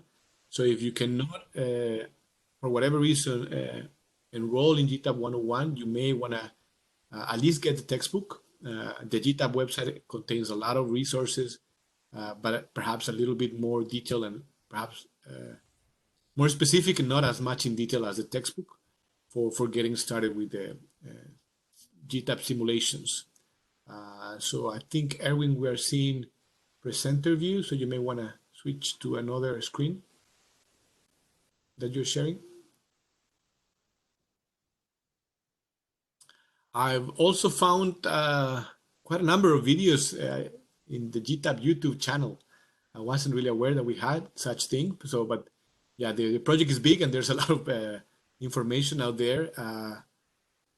I'm not going to be sharing you the link just yet because I don't want you to get distracted right now.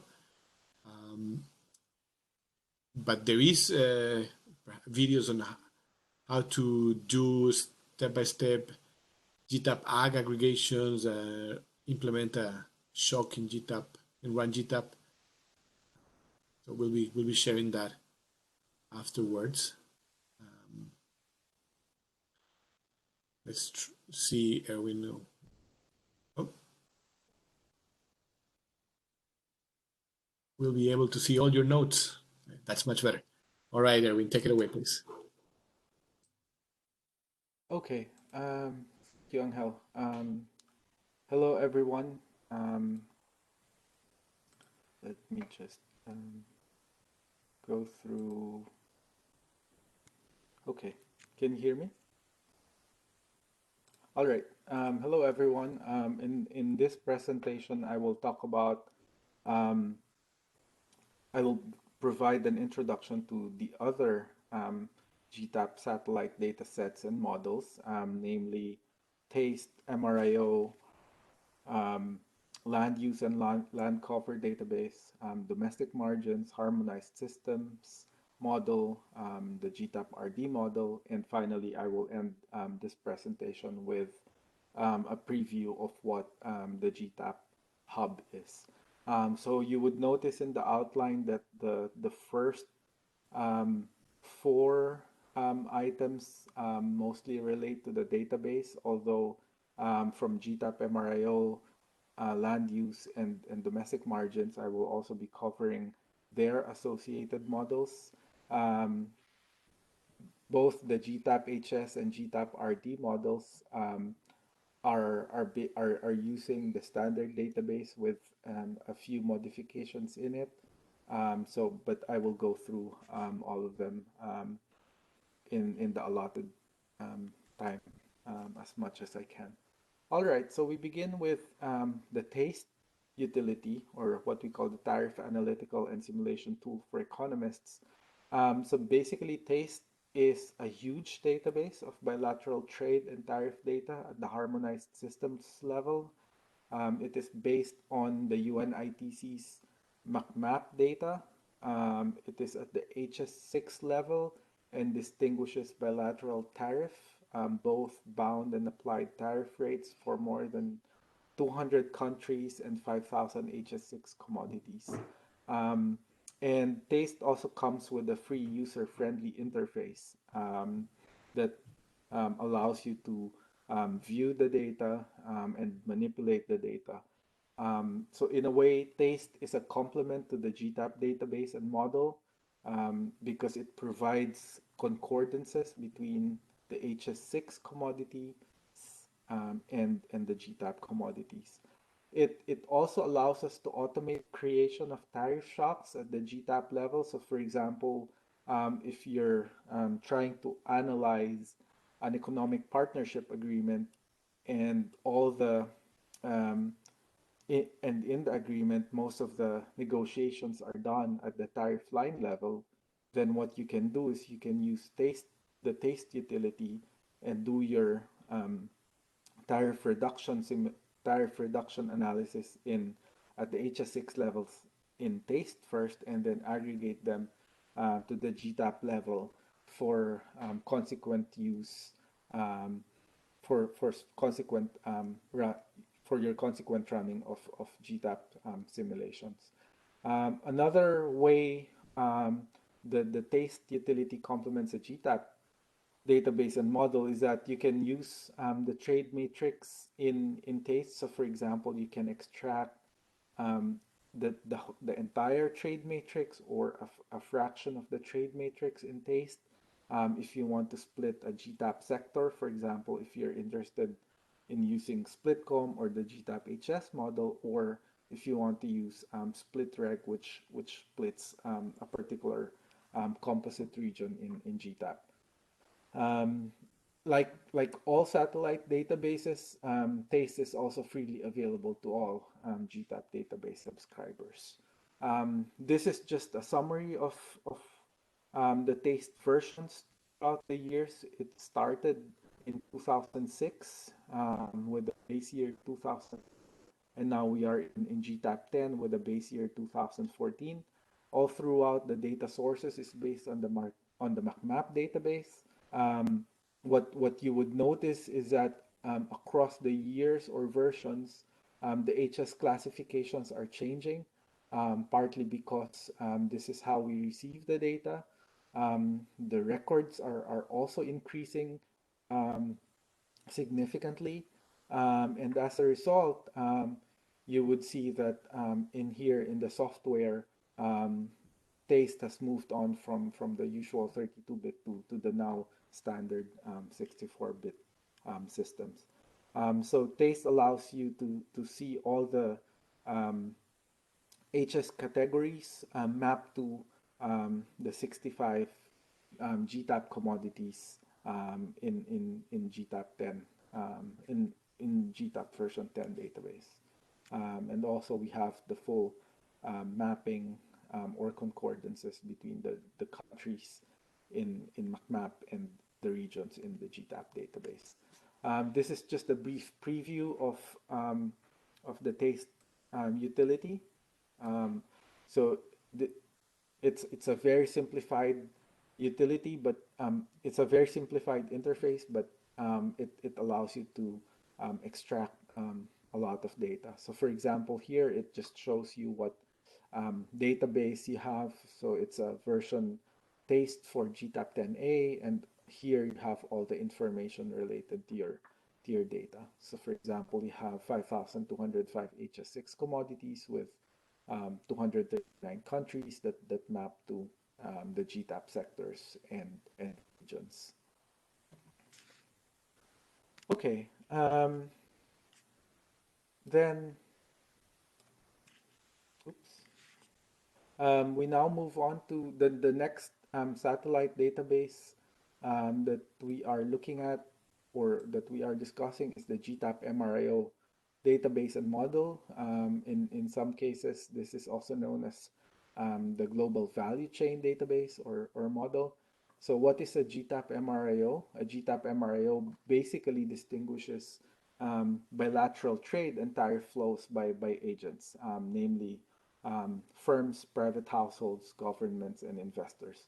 So in the standard GTAP database, the bilateral trade and tariff flows are not differentiated across agents. So this is the contribution of GTAP MRIO.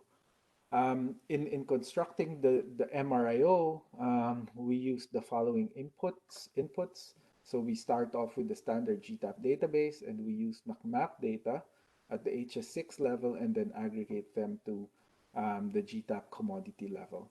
We also use commodity concordances from the UN Statistical Division. In particular, we use the HS to BEC and to SNA concordances, and we also use GTAP's own HS to GTAP concordances. So once we have all these inputs, we construct the MRIO database using an optimization procedure such that the disaggregated bilateral trade and tariff flows by agents will aggregate back to the original bilateral trade and tariff flows in the standard GTAP database. The MRIO database comes with is also supplied with its own model. We are releasing a new MRIO model based on version 7 nomenclature of the standard GTAP model, and this particular model is suitable for GVC analysis. So just to give you a preview of what additional detail the MRIO brings, so basically this is what you would normally have in the standard GTAP database. For example, these are the tariff rates faced and imposed according to aggregate regions. But in the MRIO database, you are able to disentangle the different tariff rates imposed by the agents consuming the imported commodity. So for example, in the version 10A database of the MRIO, you would see that in most aggregate regions, like South Asia, the import tariff being paid by consumers are higher. Sorry about that. Let me just...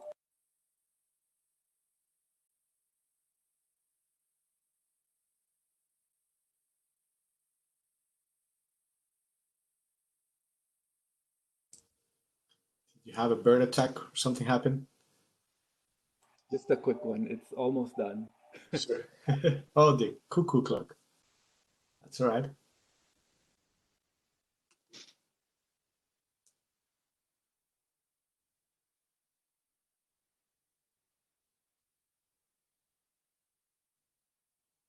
I guess in the meantime, I can chime in to say that we do all this aggregation because of convenience. Of course, you can see that even from this last presentation, and yeah, the second session was more about how to disaggregate even more GTAP aggregated database.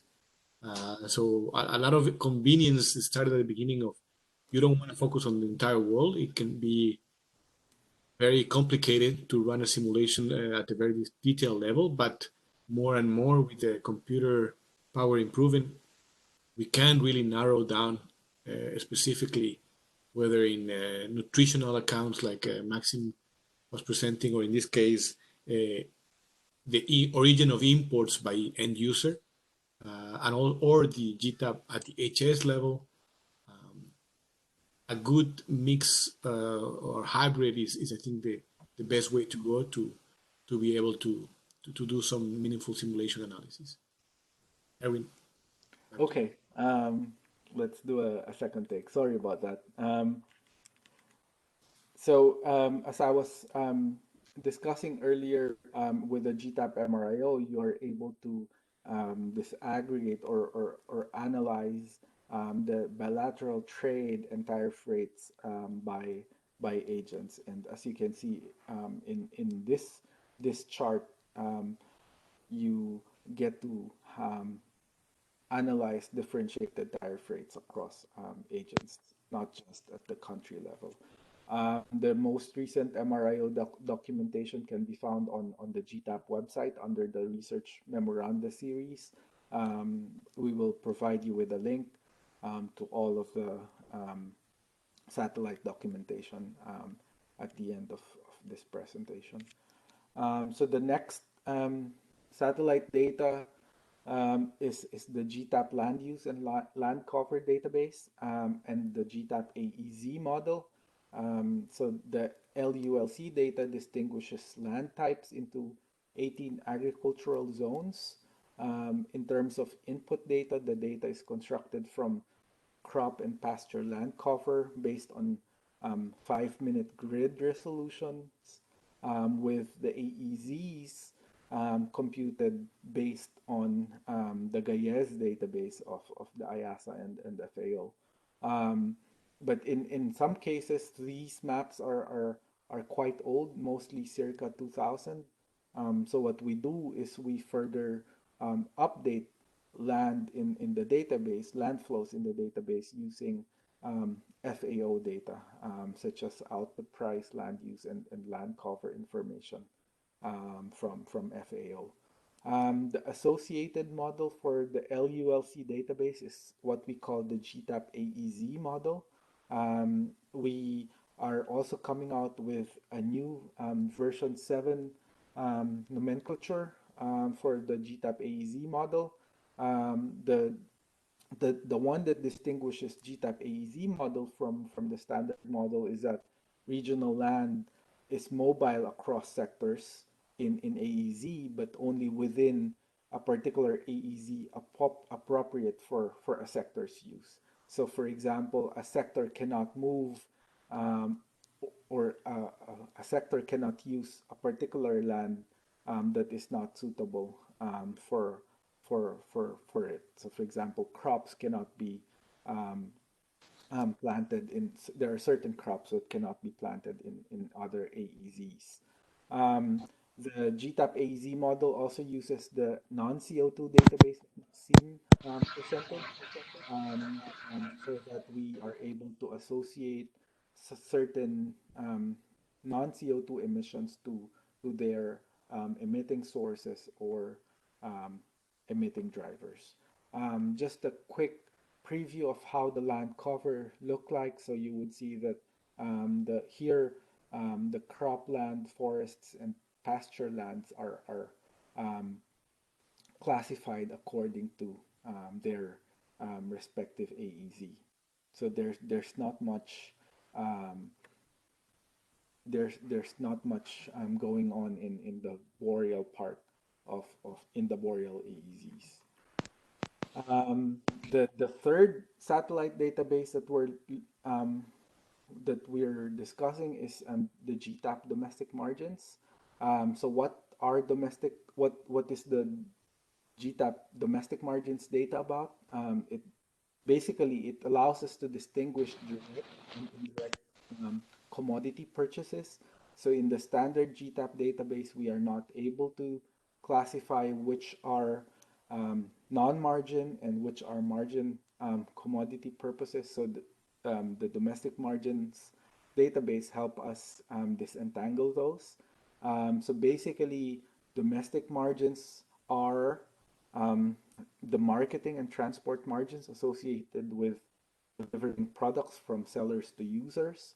In the domestic margins database, we are tying each domestic margin by mode M into the commodity being purchased. And in doing so, we are able to account for the price wedge between what the sellers, the producer's price of the sellers, and what the the purchaser's price that consumers are paying for. So in the excuse me, in GTAP version 10 database, there are 5 domestic margin modes: wholesale trade, transport, and the 3 transport commodities, and also the new GTAP sector or commodity warehousing. Just a preview of how domestic margin purchases are in the database. So you would see that domestic margins account for roughly about 30% or 33% of the total domestic purchase value of households in the database. In terms of input data, how do we construct the domestic margins data? We start with the standard GTAP database, and then we use, or we have processed a number of IO and supply use tables for various countries so that we can back out the margin, the domestic margin components, and then apply them to the standard GTAP database. And with that, we are able to come up with a database that distinguishes the flow of margin commodities by mode M associated with the domestic delivery of goods. So in terms, if you're thinking about domestic commodities, these are the additional costs needed to deliver commodities from producers to domestic users. If you're thinking of exports, how do we what is the cost of delivering exported goods from the factory gate to the port of exit? And if you're thinking about imports, what is the cost of delivering goods from the port of entry of imported commodities to domestic users? 5 minutes, Erwin. Okay, so just a quick preview of what the difference is in the domestic margins model relative to the standard model. There is not much, except that now we are able to see the wedge between what the producer and the purchaser's prices are. So in that case, we can see the difference between the producer and the purchaser's price. In terms of simulations, imagine if you're simulating a tariff shock. In the standard GTAP model, there's a complete pass-through of the changes in the tariff to the domestic economy. But in the domestic margins model and database, there is no complete pass-through anymore. One note, however, is that domestic margins will not be supported by the GTAP Classic model, so will only be made available in the version 7 nomenclature. Just a quick preview of what the difference is in terms of the specification. In the standard GTAP model, you only have these two in terms, if you're trying to find out what the domestic price for commodity C paid for by private households in region R. So in the standard model, you only have these two.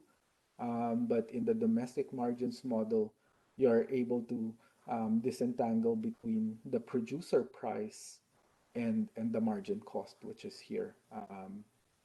So that's the main difference in terms of specification. The next one is the GTAP-HS model. So basically, in certain cases, the GTAP sectors are too aggregated for detailed trade.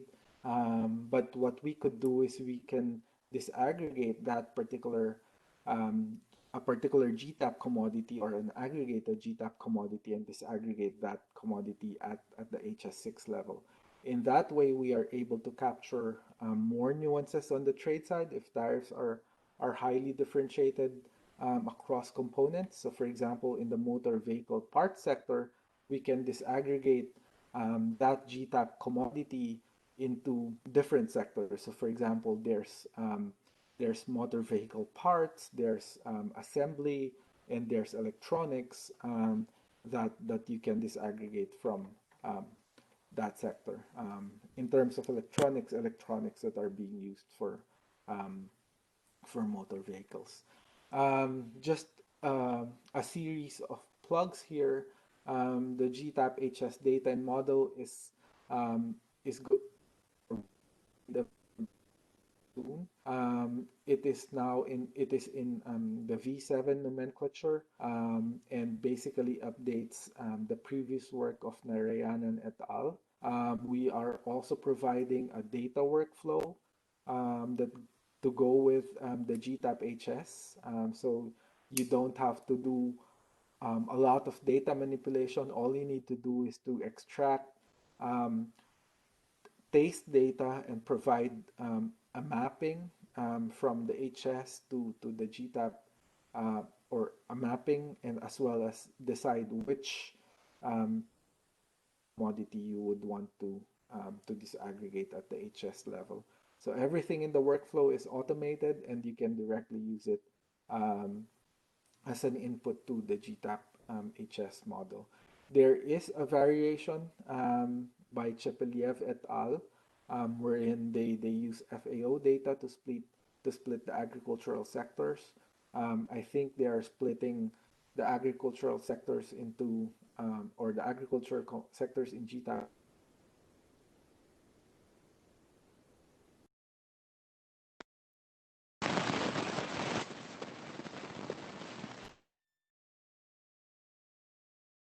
Looks like basically you disaggregate flows at the HS6 level, and then eventually you disaggregate domestic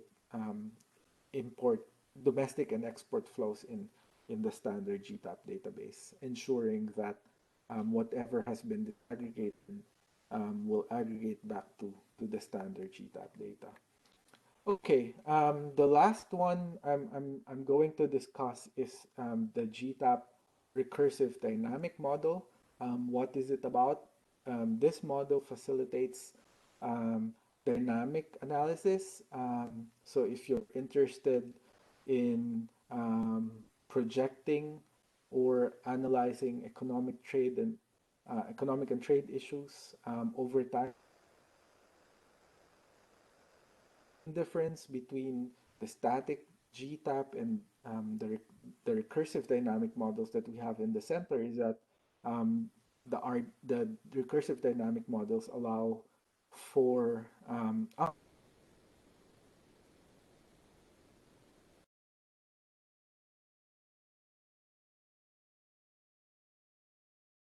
It's just me, but you are breaking apart. Can you hear me? Now we can, but you were fainting a little bit. And I think the connection started to fail. Okay. So the dynamic equations are added at the bottom of the standard GTAP model code.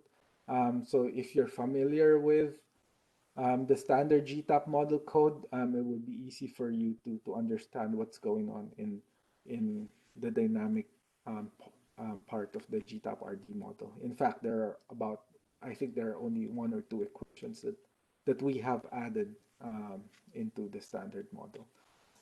In terms of features, the GTAP-RD model can accommodate inputs from other macro models. It also allows you to have twists, which were popularized by Dixon and Rimmer on so it allows you to do cost neutral twists for production and Armington demands, which are important when you're doing your historical simulations. And the GTAP-RD model also comes with its own baseline utility to generate projections. So for example, the SSPs. It also allows you additional flexibilities. There are region-wide technical change variables, 4 region-wide technical change variables, whereas in the standard GTAP model, there's only one, which is TFP. We have also added upward sloping factor supply curves, so you have more factor closure or factor market equilibrium alternatives.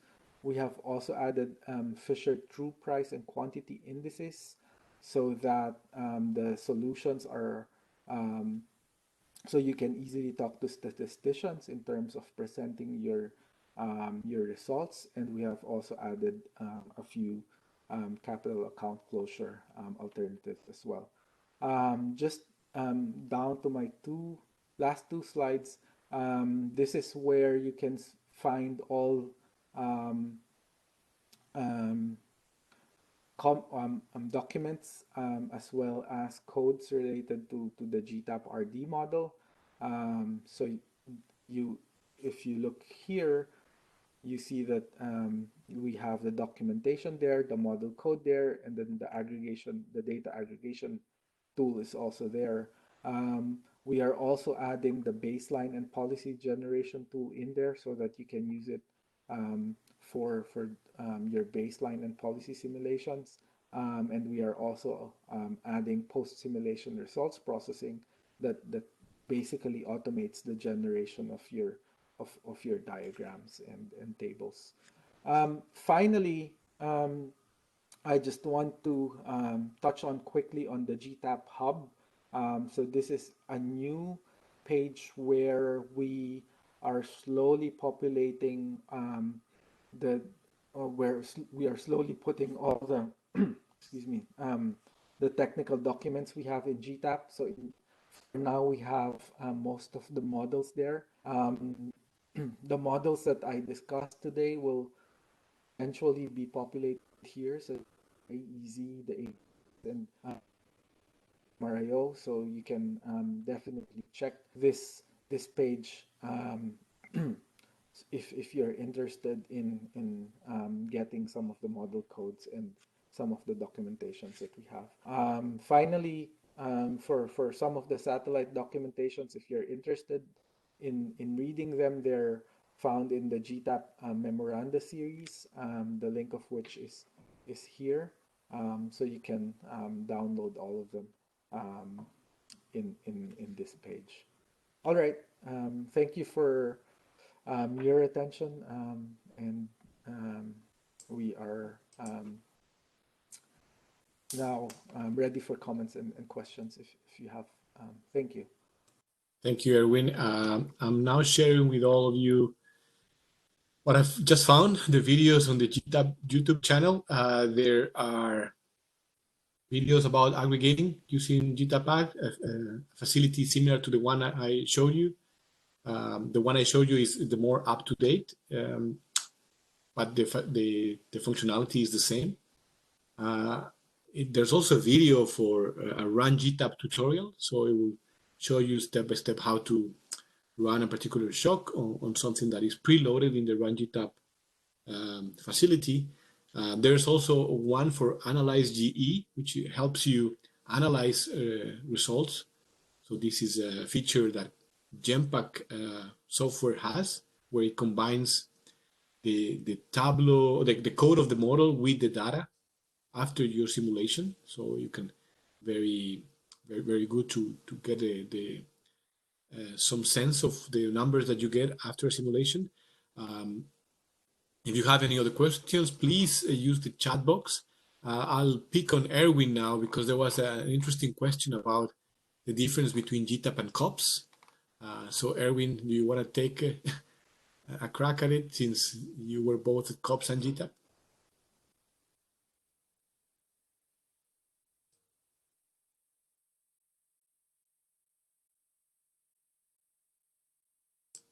You're still muted. Yep.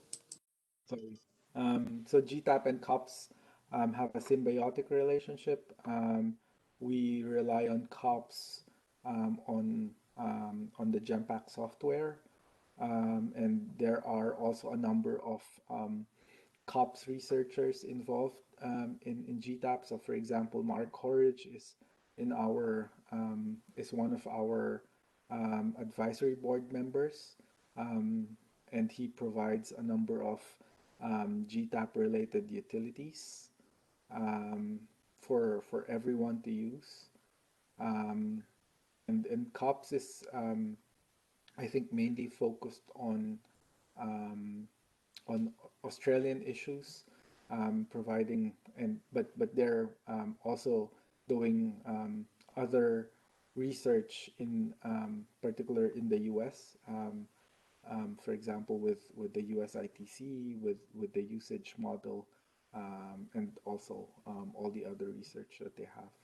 So we are different institutions.